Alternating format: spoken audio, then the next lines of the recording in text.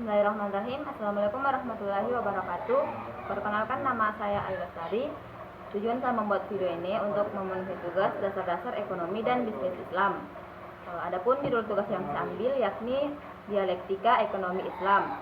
Artikel ini ditulis sendiri oleh dosen pengampu dasar-dasar ekonomi dan bisnis Islam yakni Bapak Muhammad Ruslan Abdullah. Baiklah, langsung saja saya akan menjelaskan dialektika ekonomi. Dialektika ekonomi merupakan kajian tentang ekonomi, bagian yang tak terpisahkan dalam dinamika pergulatan pemikiran Islam.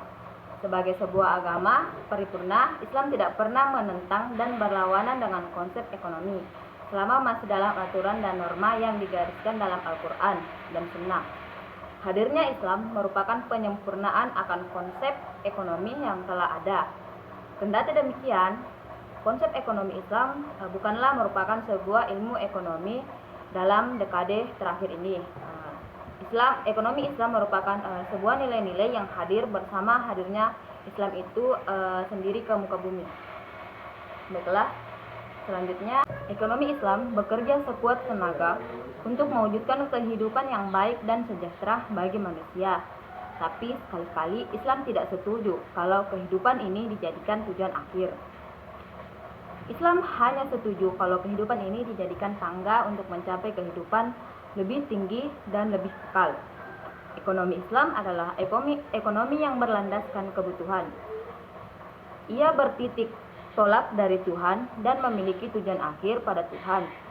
Tujuan ekonomi ini membantu manusia untuk menyembah Tuhannya, yakni yang rela membeli makan kepada mereka untuk menghilangkan lapar serta mengamankan mereka dari ketakutan.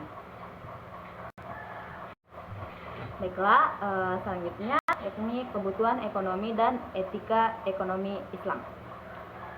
Ekonomi dan etika yang membedakan Islam dengan materialisme ialah bahwa Islam tidak pernah memisahkan ekonomi dengan etika, sebagaimana tidak pernah memisahkan ilmu dengan akhlak, politik dengan ekonomi. Islam adalah risalah yang diturunkan Allah melalui Rasul untuk membenahi akhlak manusia. Nabi Sallallahu Alaihi Wasallam bersabda, "Sesungguhnya aku diutus untuk menyempurnakan akhlak mulia." Islam juga tidak memisahkan agama dengan negara dan materi dengan spiritual, sebagaimana yang di Eropa dengan konsep sekularilisme.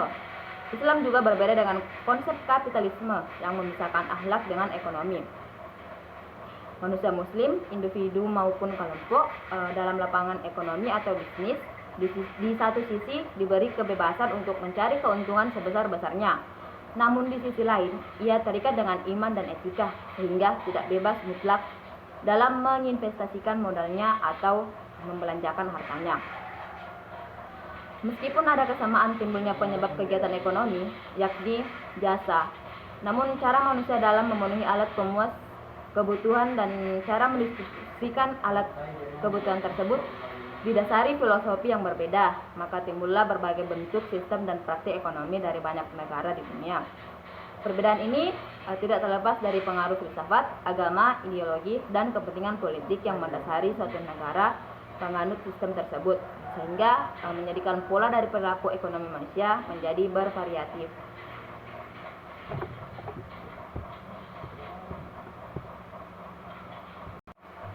Ilmu ekonomi merupakan ilmu pengetahuan sosial yang mempelajari masalah-masalah ekonomi rakyat dan diilhami oleh nilai-nilai Islam. Sejauh mengenai masalah pokok kekurangan, hampir tidak pernah terdapat perbedaan apapun antara ilmu ekonomi Islam dan ilmu ekonomi modern. Adapun perbedaan itu terletak pada sifat dan volumenya. Itulah sebab mengapa perbedaan pokok antara kedua sistem ilmu ekonomi dapat dikemukakan dengan memperhatikan penanganan masalah pilihan. Baiklah, selanjutnya sistem ekonomi Islam berbeda dari kapitalisme, sosialisme maupun negara kesejahteraan welfare state. Berbeda dari kapitalisme karena Islam menentang eksploitasi oleh pemilik modal terhadap buruh yang miskin dan melarang penumpukan kekayaan. Kecelakaanlah bagi setiap yang mengumpulkan harta dan menghitung-hitung. Orang miskin dalam Islam tidak dihujat sebagai kelompok yang malas dan yang tidak suka menabung atau berinvestasi. Ajaran Islam paling nyata menjunjung tinggi upaya pemerataan untuk mewujudkan keadilan sosial. Selanjutnya, ekonomi dalam perspektif Islam diartikan sebagai sebuah kajian normatif dari nilai-nilai Al-Quran dan Sunnah yang diturunkan untuk menghadapi masalah kehidupan dalam rasio positif. Artinya, ekonomi Islam tidak hanya bersifat reaksionis terhadap fakta lapangan, namun juga merupakan cara pandang Islam dalam menghadapi masalah ekonomi, menganalisis dan mengajukan alternatif solusi terhadap masalah ekonomi. Ekonomi Islam di sini diartikan sebagai sebuah konsekuensi logis dari Islam kafah itu sendiri dalam aspek ekonomi. Oleh karena itu, ekonomi Islam tidak bisa dipandang sepihak dari melihat perilaku ekonomi masyarakat Muslim saja, melainkan ekonomi Islam dibangun berdasarkan nilai dan ajaran Islam yang ideal. Selanjutnya, ekonomi Islam lebih mementingkan aspek nilai. Said Marton mengatakan bahwa dalam ekonomi Islam, selain sistem bagi hasil, ada 4 karakteristik dasar yang membedakan dengan ekonomi kontemporer lain yang meliputi. Yang pertama, dialektika nilai-nilai spiritualisme dan materialisme. Sistem ekonomi kontemporer hanya konsen terhadap nilai yang dapat meningkatkan utility suatu barang atau berfokus pada nilai-nilai material. Sistem ini tidak pernah menyentuh nilai-nilai spiritual dan etika kehidupan masyarakat, sehingga menciptakan individu-individu yang penuh dengan nilai-nilai individualisme, egoisme, dan materialisme. Sedangkan dalam konsep ekonomi Islam dapat dialektika antara nilai-nilai spiritualisme dan materialisme. Hal ini menunjukkan sebuah konsep ekonomi yang menekankan nilai-nilai kebersamaan dan kasih sayang di antara sesama individu masyarakat. Yang kedua, kebebasan berekonomi. Sistem ekonomi Islam tetap membenarkan kepemilikan individu dan kebebasan dalam bertransaksi sepanjang dalam koridor syariah, memberikan hak dan kewajiban bagi setiap individu masyarakat dalam menciptakan keseimbangan hidup bermasyarakat. Yang ketiga, dualisme. Kepemilikan hakikat, pemilik alam semesta beserta isinya hanyalah Allah. Manusia hanya sebagai wakil Allah dan dalam memakmurkan dan mensejahterakan bumi. Kepemilikan yang oleh manusia merupakan derivasi atas kepemilikan Allah yang hakiki.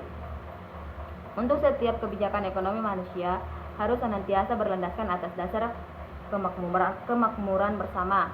Walaupun demikian, manusia tetap diberikan kebebasan untuk mengelola dan memanfaatkan harta benda sesuai dengan norma dan nilai-nilai agama.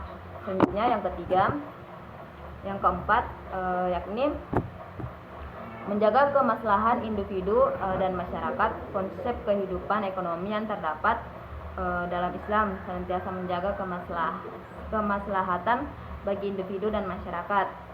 Kedua, kemaslahatan tersebut tidak boleh dikotomi antara yang satu dengan yang lainnya. Dalam artian kemaslahatan individu tidak boleh dikorbankan oleh kemaslahatan bersama atau demikian pula sebaliknya, sehingga konsep distribusi harta sangat jelas diatur dalam Islam sebagai upaya untuk menjaga kemaslahatan bersama tanpa menzolimi satu pihak yang terkait dalam kehidupan ekonomi. Selanjutnya, pendekatan dan prinsip dasar ekonomi. Islam sebagai sebuah agama yang paripurna merupakan sebuah ajaran yang ideal dan mempunyai aturan yang jelas dalam setiap aktivitas kehidupan. Demikian pula padahal ekonomi ide dasar tersebut harus dipegang menjadi prinsip dasar dari ekonomi Islam. Ide ini bersumber dari Al-Quran, Sunnah, dan fikih al-maqasid. Ide ini nantinya harus dapat diturunkan menjadi pendekatan yang ilmiah dalam membangun kerangka berpikir dari ekonomi Islam itu sendiri, di mana ide dasar dalam membangun sebuah kerangka ekonomi harus senantiasa menjadikan nilai Al-Quran dan Sunnah sebagai pijakan selanjutnya dasar fikih dalam bentuk al-maqasid harus benar dalam pendekatannya. Kekeliruan dalam menentukan asal atau al-maqasid sangat berakibat fatal dalam penentuan sebuah konsep ekonomi. Selanjutnya, Morton membuat sebuah acuan prinsip dasar konsep ekonomi Islam meliputi yang pertama, saling menjaga kemaslahatan bersama dan saling mengasihi satu sama lain. Hal tersebut dapat direalisasikan dengan penetapan harga yang adil dan upah yang sesuai dengan pekerjaan, serta aplikasi konsep sahadaka dan zakat. Kedua, mengubah paradigma konsep uang di mana uang sebagai medium of change bukan sebagai komoditas yang dapat diperjualbelikan sehingga menggiring seseorang untuk melakukan transaksi yang bermuara pada praktik riba, serta menciptakan mekanisme pasar yang jauh dari praktik ihtikar atau monopoli, penipuan dan tindakan lazim lainnya. Yang ketiga, mengkampanyekan usaha untuk bersama-sama meningkatkan pertumbuhan dan kesejahteraan ekonomi dengan cara bekerja sama atau syirkah secara profesional dan mendorong bangkitnya sektor produksi. Di samping itu, harus menjauhi sifat boros dan bermewah-mewahan dalam membelanjakan harta. Dan saya saat Morton, ekonomi Islam di tengah krisis global. Yang keempat, memprioritaskan kemaslahatan bersama. Tujuan tersebut tercapai dengan mewajibkan pajak tasyir atau penentuan harga, menentukan kaidah berkonsumsi dan mengelola harta orang sapi atau orang buta angka, serta menumbuhkan sektor produksi.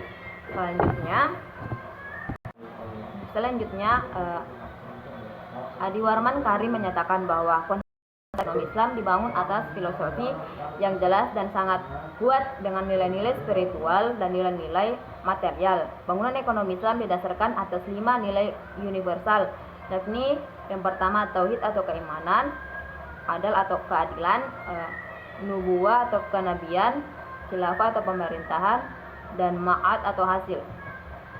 Ini merupakan fondasi awal dari konsep ekonomi Islam, sehingga dalam penerjemahannya di lapangan 5 prinsip dasar yang merupakan teori dan filosofi awal harus mampu diterjemahkan dalam prinsip derivatif yang merupakan cikal bakal ekonomi Islam yang terdiri atas multi-type ownership, freedom to act, dan social justice.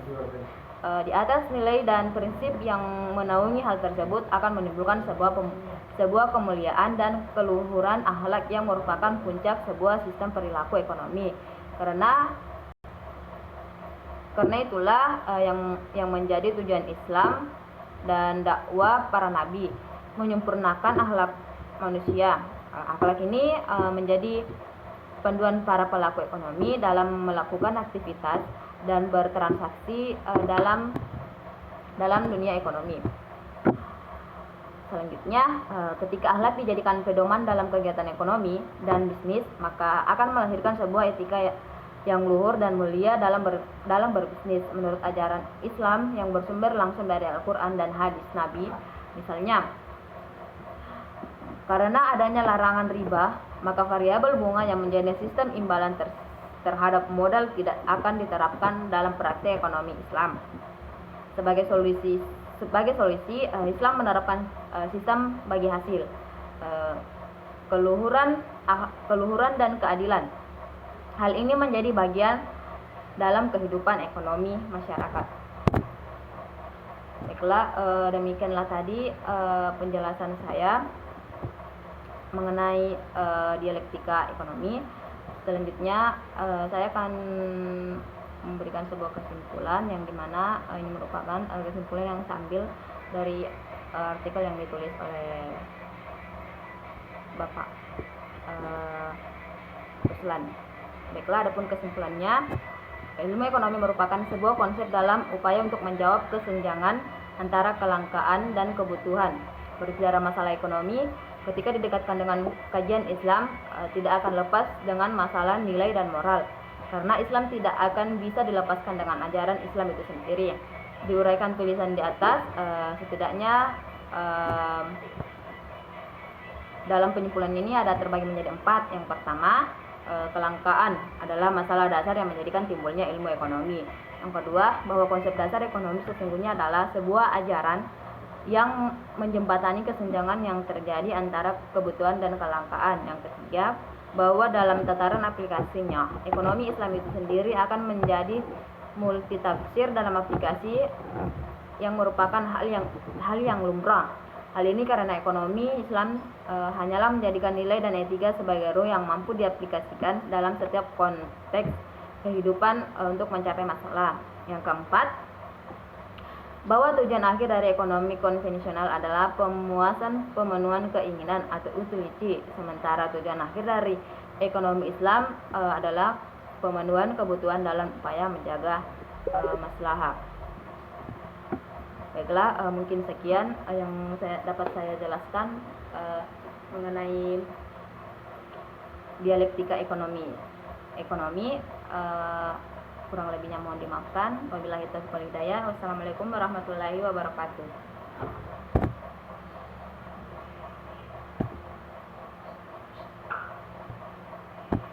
Gimana ya?